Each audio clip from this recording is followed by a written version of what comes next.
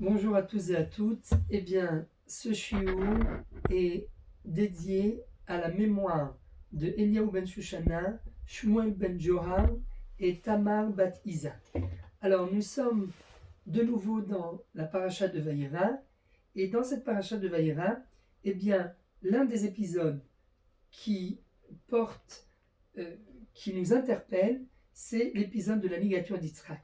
Alors, par rapport à cet épisode, eh bien, il y a deux questions que nous devons tenter d'analyser très rapidement.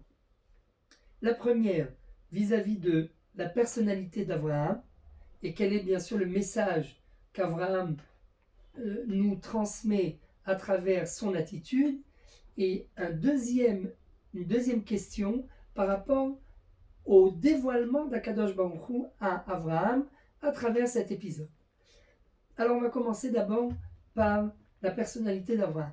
Eh bien, lorsqu'on analyse le début de la paracha et la fin de la paracha, eh bien, on se rend compte qu'au début de la paracha, Avraham Avinu agit, durant toute la paracha d'ailleurs, il agit avec cette mida de chesed, cette vertu de bonté. Il va, il court, il accueille les invités, il les sert, même avec son propre fils Ishmaël, d'abord avec les habitants de Sodome et Gomorrhe. Kadosh Baruch Hu, lui transmet l'information comme quoi il veut détruire la ville de Sodome et Gomorrhe, et d'un seul coup on voit un Abraham dévoué pour des impies, pour des réchaïm qui s'adonnent aux pires atrocités. On voit Abraham se déchaîner et essayer de sauver, de plaider pour la cause des gens de Sodome et Gomorrhe, dans cet élan de bonté infinie, cette bonté sans limite.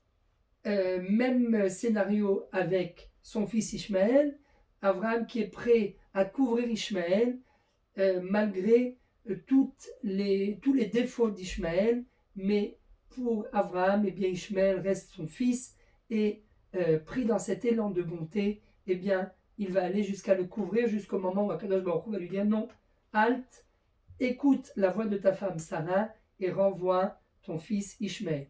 Mais en quelque sorte, à travers tous ces épisodes, eh bien, la personnalité d'Abraham est une personnalité foncièrement bonne, foncièrement, essentiellement, qui revêt toute la bonté dans toute sa splendeur. Et voilà qu'à la fin de la paracha de Vayera, eh bien d'un seul coup, on assiste à quelque chose qui ne correspond pas du tout à la personnalité d'Abraham. Akadosh Baruch Hu demande à Abraham de sacrifier son propre fils, qu'Abraham a attendu pendant tellement d'années, et voilà qu'Abraham va être pris d'un élan de, de bravoure, et il va être prêt à exécuter l'ordre divin dans les moindres détails. Alors a priori, eh bien, cet épisode est tout à fait contradictoire à la personnalité d'Abraham. Comment expliquer un tel enthousiasme? Réponse, eh bien, c'est exactement ce qu'Akadosh Baruch Hu attendait d'Abraham, cette capacité de pouvoir se dépasser, de pouvoir aller contre sa propre nature.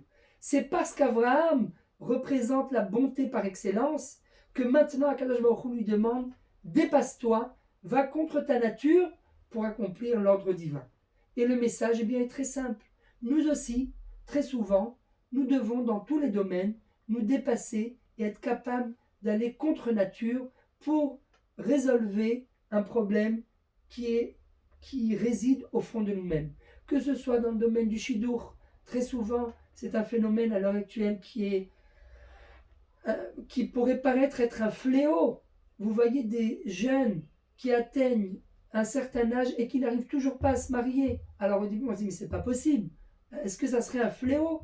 Non, ce n'est pas un fléau. C'est simplement parce que quelque part, il y a un refus psychologique d'aller contre nature.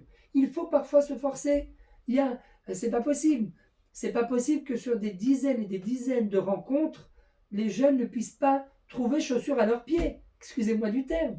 Mais c'est bien parce qu'il y a un problème psychologique, parce qu'on ne veut pas renoncer à certaines choses. On ne veut pas aller contre nature.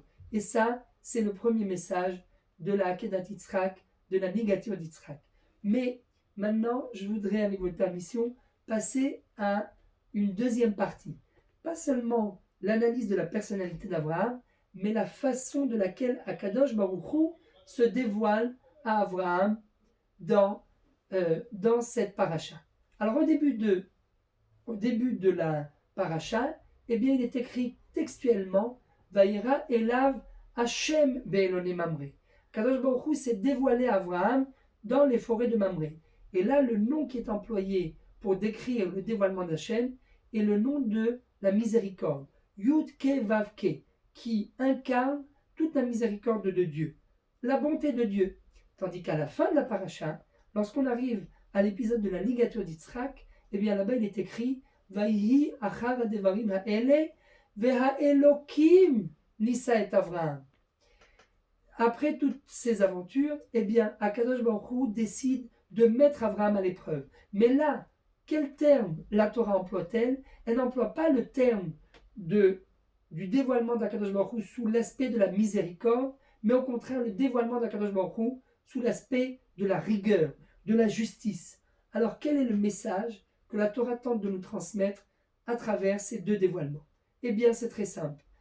Akadosh Baruch Hu, au début de la paracha, se dévoile à Avraham comme un ami. Il vient lui rendre visite alors qu'il est malade. Quelqu'un de très proche, une proximité hors du commun.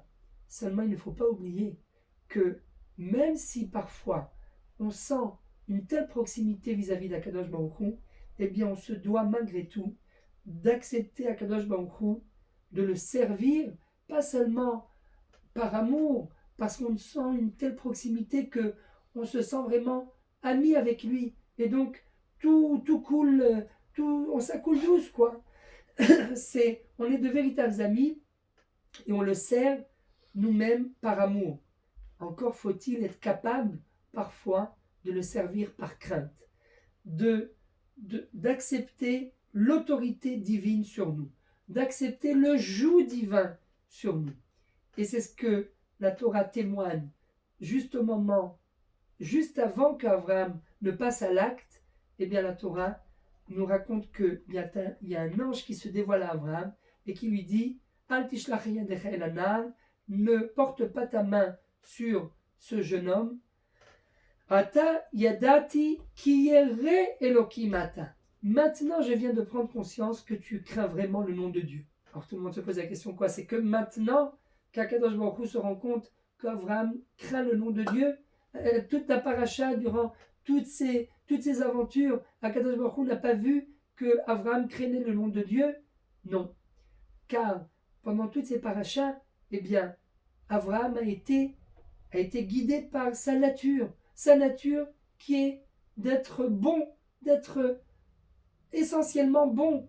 Eh bien là, ce n'est pas facile, ce n'est pas difficile de servir Dieu de façon naturelle lorsque ça va dans le même sens que ma nature. Encore faut-il être capable de le servir même lorsque ça va contre nature, même lorsqu'il faut, comme on l'a dit tout à l'heure, même lorsqu'il faut agir pas seulement par amour, mais par crainte. Être capable d'accepter le joug divin, pas seulement lorsqu'Akadosh Baruch Hu se dévoile à moi comme un ami, mais même lorsqu'il se dévoile à moi, chas v'shalom, sous cet aspect de rigueur, comme quelqu'un qui va me juger, comme quelqu'un qui va être distant vis-à-vis de moi, et même lorsqu'il n'y aura pas cette proximité mutuelle entre nous et Akadosh Baruch Hu. Eh bien, Be'ezrat Hashem, qu'on puisse servir Dieu à la fois avec amour, mais également avec crainte, et qu'Akadosh Baruch Hu puisse toujours se dévoiler avec nous que sous l'aspect de la bonté et non pas de la rigueur. Mais si, chas v'shalom, parfois, il y a besoin d'un petit peu de rigueur, eh bien que nous répondions présents comme l'a fait Abraham, Hineni, me voici, pour pouvoir toujours servir Dieu dans les meilleures conditions. À très bientôt.